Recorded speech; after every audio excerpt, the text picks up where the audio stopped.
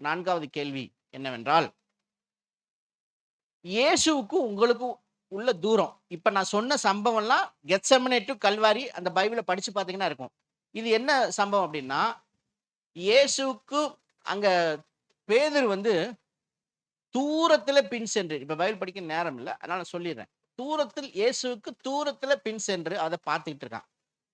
உனக்கு பிடிக்கலன்னா நீ வீட்டுக்குள்ளே இருந்திருக்கணும். ஆனா இயேசு கூடயும் இல்ல, வீட்டில இல்ல. தூரத்தில பின்னாடியே மெயின்டெயின் பண்ணி பார்த்துக்கிட்டு போறான். அவருக்கு என்ன நடக்குது பார்க்கலாம். அவர பிடிச்சிட்டு போறத பார்க்குறான். அவர அடிக்கிறத பார்க்குறான். அவர்ல துப்புறாங்க அத பார்க்குறான். சவுக்கால் அடிக்கிறத பார்க்குறான். எல்லாம் பார்த்துக்கிட்டு இருக்கிறான். எவ்வளவு துணிகர ஆவி! எவ்வளவு தைரியம்! ச்ச! தூரத்தில, கிட்டத்தில பின் செல்றது ஒரு வகை, தூரத்தில பின் செல்றது ஒரு வகை. இயேசுவுக்கு தூரத்தில. அப்ப இது எத குறிக்குது அப்டின்னா, டிஸ்டன்ஸ குறிக்குது. உங்களுக்கும் ஆண்டவருக்கும் உள்ள டிஸ்டன்ஸ் என்னன்னு உங்களுக்கு தெரியுமா? ஒருத்தங்களுக்கு ஸ்தோத்திரம் வாயில வரமாட்டேங்குது. ஜெபம் பண்ணணும் அப்டின்னா, இது ஒரு டிஸ்டன்ஸ். ஏன்னா ஸ்தோத்திரம் அங்க இருக்கு. 6 கிலோமீட்டர் தள்ளி. இந்த அம்மா அங்க இருக்கு. பாஸ்டர் அங்க இருக்கார். இப்ப அந்த ஸ்தோத்திரம் அங்கருந்து 6 கிலோமீட்டர் டிராவல் பண்ணி வர வைக்கணும்னா, நம்ம என்ன செய்யணும்? கொட்டடிக்கணும். அல்லேலூயா துதி மகிமை அல்லேலூயா அப்டி படிச்சுட்டே இருப்போம். இப்பயும் இந்த அம்மா ஸ்தோத்திரம் சொல்லல.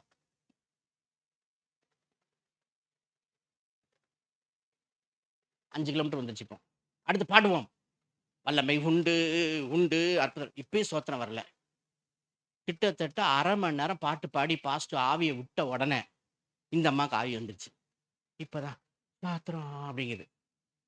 இப்ப இயேசுவுக்கும் இந்த ஸ்தோத்திரத்துக்கும் இந்த அம்மாக்கு உள்ள தூரம் எத்தன? 6 கிலோமீட்டர் 40 நிமிஷம் 36 என்ன ஸ்கேல் இதுல ஏபிசிடிலாம் போட்டு ஏகப்பட்ட பாட்டு பாடி ஏசி போட்டு கரண்ட் போட்டு எல்லாம் போட்டு எனர்ஜி குடுத்து 5 கிலோமீட்டர் தள்ளி இருக்கிற ஸ்தோத்திரத்த இந்த அம்மா வாயில வாங்குறதுக்கு 40 நிமிஷம். இதுதான் தூரம். இப்ப இயேசுவுக்கு நமக்கு பக்கத்திலே இருக்கும் அப்படின்னா, ஸ்தோத்திரம் பண்ணுவோம் அப்படின்னு உடனே இந்த அம்மா ஸ்தோத்திரம், ஸ்தோத்திரம், அல்லேலூயா, ஸ்தோத்திரம். இந்த அம்மா பக்கத்திலே இருக்கு. யார் இருக்கா?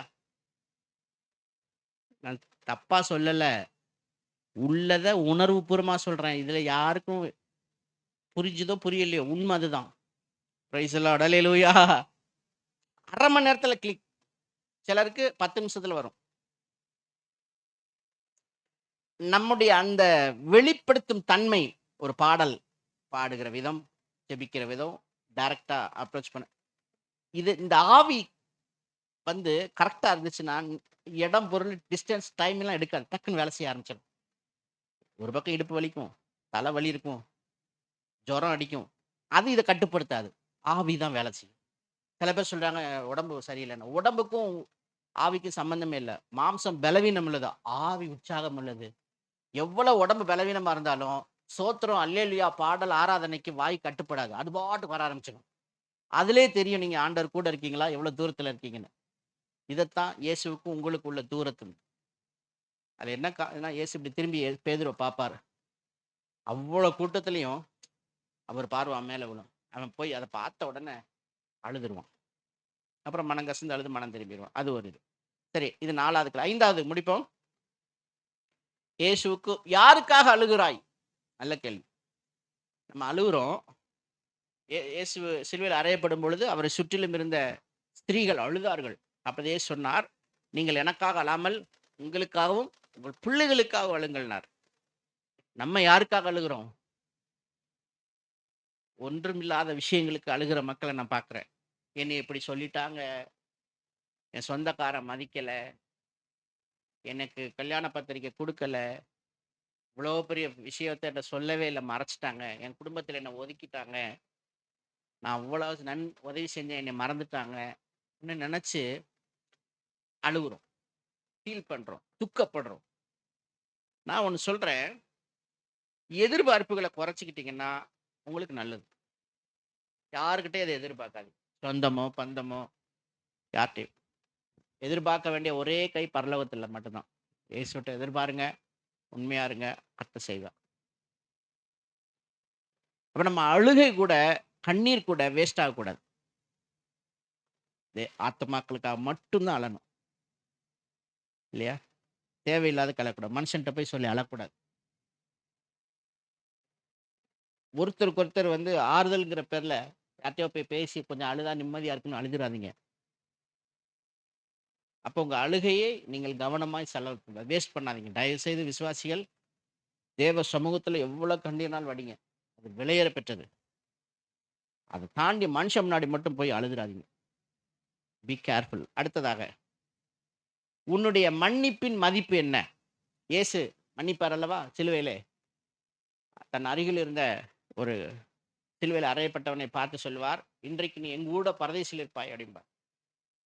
அந்த அது வேல்யூபிள் மன்னிப்பது. உங்கட்ட ஒருத்தர் வந்து ஒரு ஒரு ரூ. 500 வாங்கிட்டு அவரு உங்கள ஏமாத்திட்டாருன்னு வச்சுக்கோங்க. உங்களுக்கு அது பெருசா வலிக்காது. ஏன்னா ரூ. 500 தானே போயிட்டு போகுது அப்படின்னு. ஒருத்தர் ரூ. 5,00,000 வாங்கிட்டு ஏமாத்திட்டாரு. உங்கள என்ன பண்ணும்? அஃபெக்ட் பண்ணும். வேதனைப்படுத்தும். ச்சோ! ரூ. 5,00,000 ஏமாத்திட்டாயா? இப்ப நீங்க மன்னிக்க வேண்டியது யார?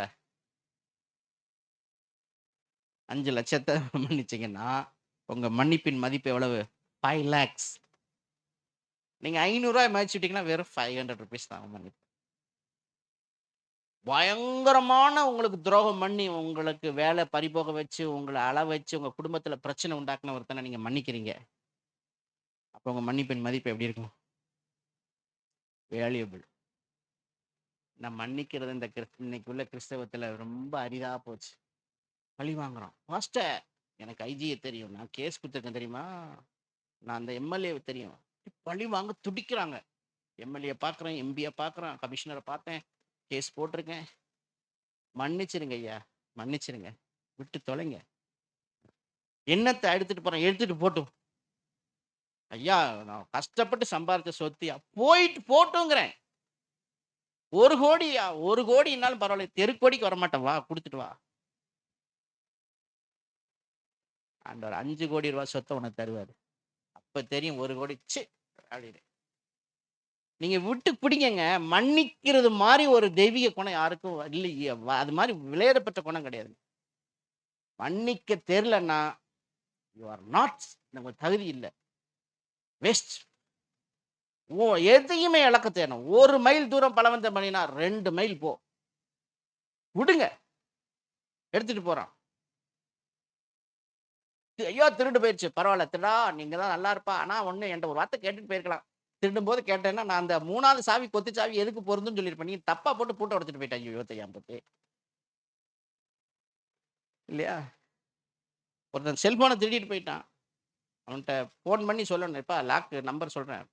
நீ பாட்டுக்கு எடுத்துட்டு போயிட்ட. சொல்லிட்டு எடுத்துட்டு போனா உன் நம்பரா தந்திருப்பேன். எனக்கு லாக் எடுக்கணும்ல. ஃபோன்லாம் வேஸ்ட்டா போகும். சொல்லிக் குடுங்க. இந்த நம்பர் எடுத்தேன்னா ஃபோன் வேலை செய்யும். மன்னிக்கணும். போயிட்டு போதுங்க. காசு, பணம், பொருளு, வீடு, ஆஸ்தி சம்பாரிக்கிறதெல்லாம் ஏதோ நம்ம உழைப்புன்னு நெனச்சுட்டு இருக்கீங்க. அதான் தப்பு. அவர் குடுத்தாரு. அதனால வந்திருக்கு. அது தெரியுமா உங்களுக்கு? அவர் குடுக்கலன்னா உங்களுக்கு வேலையும் கிடையாது, வருமானமும் கிடையாது. அவர் குடுத்ததுனால ப பெ யோபு சொன்ன மாரி கர்த்தர் கொடுத்தார், கர்த்தருக்கு ஸ்தோத்திரம். அதான் மன்னிப்பின் மதிப்பு. மிகப்பெரிய மன்னிப்பு. உங்களுடைய மன்னிச்சு பழகுங்க. யாராவது வீட்ல மனசுல பகை, விரோதம் வச்சிருந்தீங்கன்னா, சிலுவையில அறைஞ்சிருங்க இன்னைக்கு. ஒரு ஃபோன் பண்ணி மன்னிப்பு கேளுங்க. சாரி பிரதர் ரொம்ப நாளா உங்கட்ட நான் பேசன்னு இருந்தேன். மன்னிச்சுக்கங்க. எப்படி இருக்கீங்க? ரொம்ப வருஷம் ஆச்சு பேசி இல்ல.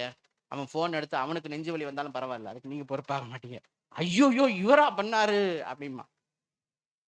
அல்லது எங்கேயா பார்த்துட்டீங்கன்னா, சிரிச்சு கை குலுக்குங்க. முகத்த பார்த்து கை குலுக்குங்க. சில பேர் முகத்த பார்க்க மாட்டாங்க. கை குலுக்குவாங்க. இது என்ன பொண்ணு மாப்பிள்ளை கை பிடிச்சு குடுப்பேன். இப்பல்லாம் பொண்ணு மாப்பிள்ளை இப்படிதான் பார்த்துக்கிட்டு ஹீன்னு கை பிடிக்குதுங்க. அந்த அந்த காலத்துல இப்படிதான் பிடிப்பாங்க. இப்படி பிடிச்சு பொண்ணு அந்த பக்கம் அத்துக்கிட்டு நிக்கும். மாப்பிள்ளை இந்த பக்கம் நிப்பாங்க. கைய பிடிச்சு சேர்த்து வைப்பாங்க. அப்படிதான் அந்த காலத்து கல்யாணம். எதிராளிகள் நம்மள பத்தி பகை உணர்வு கொண்டவர்ட்ட போய் கை குலுக்கி, பிரைஸ் தி லார்ட் நல்லா இருக்கீங்களா? God bless you. ஆண்டவர் உங்கள ஆசீர்வதிப்பார் சொல்லுங்க.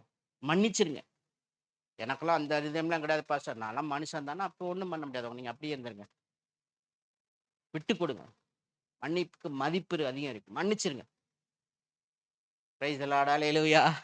இருதயத்துல கசப்பே இருக்கக்கூடாது. அடுத்ததாக 7வது காரியம் முடிப்போமா? என்ன கொடுப்பாய்? What will give you give? இந்த சிலுவையில இயேசு அறையப்படும்போது அவர் என்ன கொடுத்தார் தெரியுமா? எல்லா பொறுப்பையும் கரெக்டா நிறைவேற்றினார். நான் என்ன கேட்கிறேன்னா, அவர் ஜீவனை கொடுத்தார்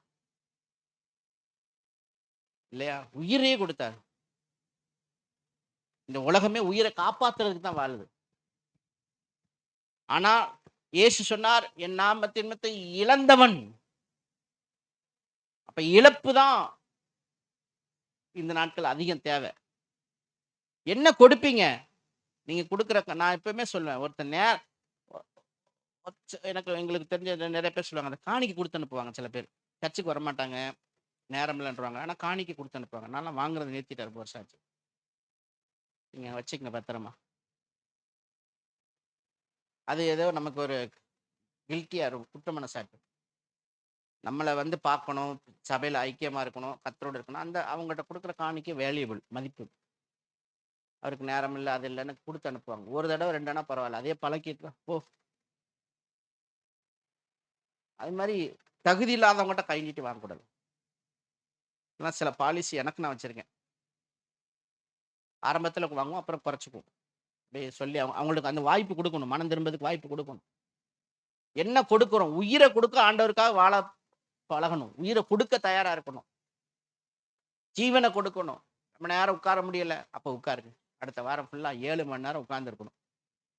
ரொம்ப நேரம் மூட்டு வலிக்கு பாஸ்டர், மூட்டை கொடுங்க, வலி போயிடும். நான் இப்போ காலைல வந்து உட்காரும்போது இந்த சைடு ஃபுல்லா புண்ணு. நான் உடனே சோத்திரம் பண்ணி 5 தடவை எச்சி முழுங்கினேன். இந்த ஒரு இயேசு நாமத்தினாலே சரியாகட்டும், சரியாகட்டும், சரியாகட்டும். சரியாயிடுச்சு. அது அவரு பயங்கரமான அற்புதமா, அவர் வேலைக்கு தாக்கோ நம்ம இடுப்பு வலி, கால் வலியை மறைச்சிருவாரு. பார்த்துருக்கீங்களா? உங்களுக்கு அந்த அனுபவம் இருக்கும் போல என்ன? நான் நிறைய பார்த்துருக்கேன். முடிச்சு அப்படி போகும்போது கழுத்துல பக்கம் படிக்கணும், இயேசு நாமத்துல போல. நான்லாம் பயங்கரமான அவனு பயங்கரமா அதுக்கு வேலை செய்வேன். எப்படியும் அவன் வேலை நடக்கணும். சோத்திரம் அல்லேலூயா. என்ன கொடுப்போம்? என்கிட்ட இருக்க தலைவலியே கொடுக்குறேன், கொடுங்க. மூட்டு வலி கொடுங்க. ஒண்ணுக்கு முதவாத இந்த உடம்பு கொடுங்க. நீ உருப்பட மாட்டாய் அப்படின்னு சொன்னாங்க. அந்த உருப்படாத என்ன நான் கொடுக்குறேன். நீ எல்லாம் தேர்வியா அப்படின்னாங்க, என்னைய கொடுக்குறேன். என்ன கொடுப்பாய்? என்ன பாஸ்டர் என்ன கொடுக்கணும்? எங்களையே கொடுக்குறோம். ஒருத்தர் கேட்டார், ஆண்டவர் உங்களை ஊழியத்துக்கு என்ன சொல்லி அழைச்சார் அப்படின்னு கேட்டார். நான் சொன்னேன், அப்படிலாம் என்னை அழைக்கவே இல்லையே. அப்படிதான் சொன்னேன், என்னை அழைக்கவே இல்லையே, நானா வந்துட்டேன் அப்படின்னு. என்ன பாஸ்டர், ஆண்டவர் அழைக்காம ஊழியத்துக்கு வரக்கூடாதுன்னு சொல்லுவாங்களா? என்னைக்கும் என்னெல்லாம் அழைக்கலங்க, நானே வந்துட்டேன். வந்த பிறகு ஆண்டவர் என்ன செஞ்சாரு? சரி, இந்த பையன் இந்த வேலைக்கு லாய்க்குன்னு பயன்படுத்துறாரு, அவ்வளவுதான். என்ன எப்படி வந்தேன் அப்படின்னா,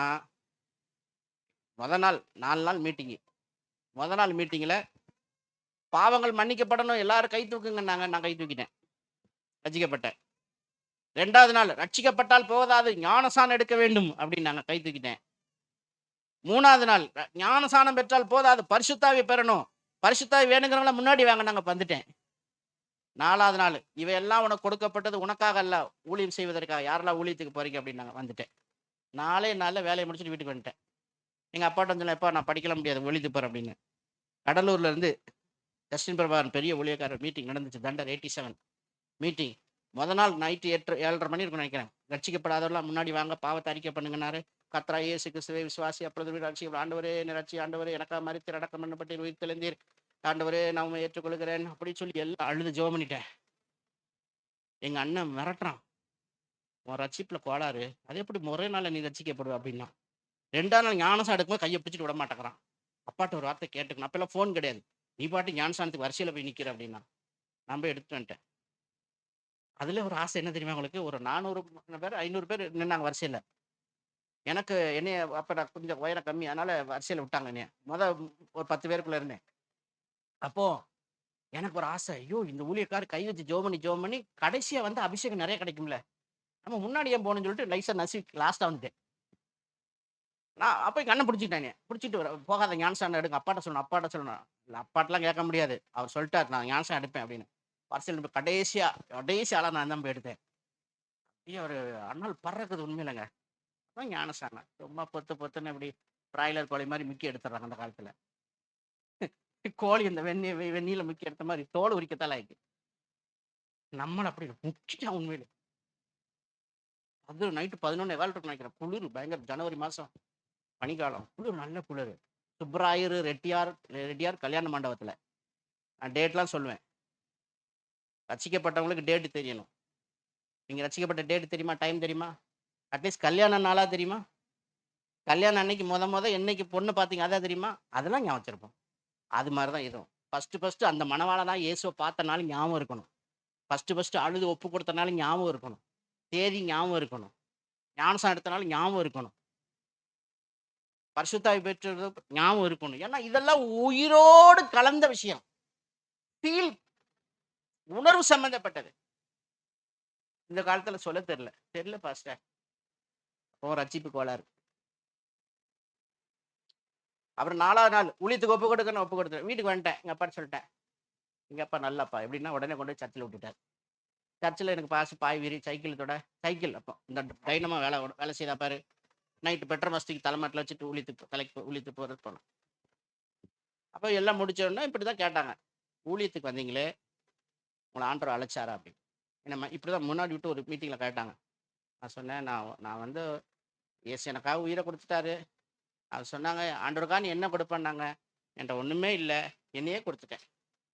என் வாழ்க்கையே கொடுத்து, என் வயசே கொடுத்து, நான் சாகர வேற ஊழியம் செய்வேன்னு சொல்லிட்டேன். அவ்வளோதான்ப்பா. என் வாய் தவறி வந்துச்சோ உண்மையாக வந்துச்சோ தெரில, சொல்லிட்டேன். பிடிச்சி போட்டார்.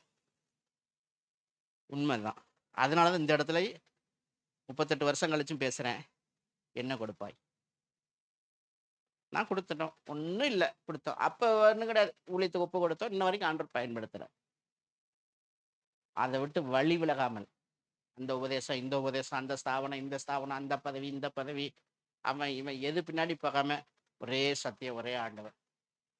ஒன்றும் டிஸ்டர்ப் பண்ணாது. காரணம் என்ன தெரியுமா? எதையோ பார்த்து ஏமாந்து வரல, நம்ம என்னை நானே கொடுத்து வந்தது. அதனால இது life. Praise the Lord. Alleluia. அதனால என்ன கொடுப்பீங்க? இந்த 7 கேள்விகள் திரும்ப அந்த 7 நோட் பண்ணுங்கம்மா. உன்னுடைய மேல் விலாசம் என்ன? உன்னுடைய பாடுகளின் நோக்கம் என்ன? யாரை பொறுப்படுத்திருக்கிறாய்? இயேசுக்கும் உங்களுக்கும் உள்ள தூரம் என்ன? யாருக்காக அழுகிறீர்கள்? உடைய மன்னிப்பின் மதிப்பு என்ன? என்ன கொடுப்பீர்கள்? இப்படி 7 வேல்யூபிள் கொஸ்டின் உங்க முன்னாடி வைக்கிறேன். வீடுகளில் போய் வாசிங்க, தியானம் பண்ணுங்க, ஒப்பு கொடுங்க, அதுக்கு நேராக எழுதுங்க. உண்மையிலே இந்த கேள்விக்கு உங்கள்கிட்ட பதில் இருக்கா? இல்லைன்னா உருவாக்குங்க. அதுக்கு தகுந்தபடி உங்களுக்கு ஆயத்தப்படுத்து. கர்த்தர் பெரிய காரியங்களை செய்வார். Praise the Lord. அல்லேலூயா. இந்த 7 கேள்விக்கு முன்னாடி இயேசுவுக்கு இந்த உலகம் கிஃப்டா சில பொருள் கொடுத்துச்சு. அது என்னென்ன பொருள் தெரியுமா? வார், அடிக்கிறதுக்கு வார். உங்களுக்கு ஃப்ரீ வேணுமா? கிறிஸ்தவத்தில் ஏதாவது ஏசி ஓகே, ஓசி வேணுமா? வார் கொடுப்பார் ஆண்டவர், அடி பின்னிடுவார், இலவசமாக கிடைக்கும். அடுத்து என்ன கொடுப்பாங்க தெரியுமா? சிவப்பான ஒரு அங்கி, டேஞ்சர் மனுஷன், ரத்தம் வடிஞ்சாலும் தெரியாத அளவுக்கு ஒரு அங்கி ஃப்ரீ. அடுத்து என்ன ஃப்ரீயாக கொடுத்தாங்க? முள்முடி ஃப்ரீ. மண்டையில் குத்திக்கிட்டே இருக்கும். நீங்கள் அறிவாளி நினைப்பீங்க, உங்களை குத்துவார். இல்லை நீங்கள் ஃபூல், முட்டாள் அடிப்பார். நீங்கள் பிழைக்கத்த நினைப்பீங்க, வேஸ்ட் அடிப்பார். அவ்வளோ வலிக்கும். இதுதான் பாடு. சபைக்குள்ள வந்த போது ஏன் எல்லாரும் இப்படி நினைக்கிறாங்க? உண்மை, அது பாடு. நம்ம பெரிய ஆள் நினைச்சிட்டு இருப்போம். ஒன்றும் இல்லடா, நீ நான் இருக்கிறதுனால தான் நீ பெரிய ஆள் அப்படிம்பார். கிருபை. இது முள்முடி. அடுத்து கசப்பான ஒரு காடி, எல்லாம் ஒரு பாத்திரம் தண்ணி. கசப்புன்னா என்னது? ஐயோ வேண்டான்னு நினைப்பானால் நம்மளை விட்டு போகாது, நாக்கில் இருந்துகிட்டே இருக்கும். என்ன நம்ம எத்தனை விஷயத்த வேண்டாம்னு நினைக்கிறோம், போகுதா பாருங்க. என் மனைவியை பார்க்குறீங்க, என் ஒய்ஃபை ஒருத்தர் பார்க்காதீங்க. கசப்பு, பிடிக்காத விஷயங்கள் எத்தனை பேர் அண்டிக்கிட்டு இருக்கு இன்னைக்கு. இது உலகம் கொடுக்குற இலவசம். அப்புறம் வேற என்னென்ன இலவசங்கள்? நிறைய இருக்கு. சவுக்கு அடி, ஏறக்குறைய 40க்கு 1 39 அடி, ஃப்ரீ அடி, கிஃப்ட். வாங்க வாங்க எல்லாரும் சபையில் வாங்க, இந்த வாரம் அங்கே ஒரு சாக்கு கூட நிற்கணும் பாஸ்டர்மா, வாரம் 39 அடி. இந்த வாரம் யாருக்கு கொடுக்க? இது எதுக்கு நான் இப்போ உங்களுக்கு சொல்றேன்னா, கிறிஸ்தவம் பாடு. கிறிஸ்தவம்னாலே அது கஷ்டம், அது உபத்திரவம் தான், இல்லைன்னு இல்லை. ஆனா அது நல்ல விஷயத்துக்காக இருக்கட்டும், புண்ணியம் சேர்க்கணும்.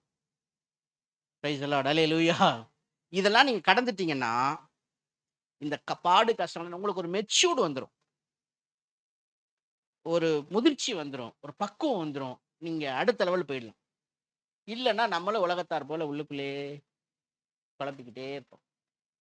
அதனால இந்த 7 கேள்வியில நீங்க தியானம் பண்ணுங்க. ஆண்டவர் உங்களுக்கு உதவி செய்வார்.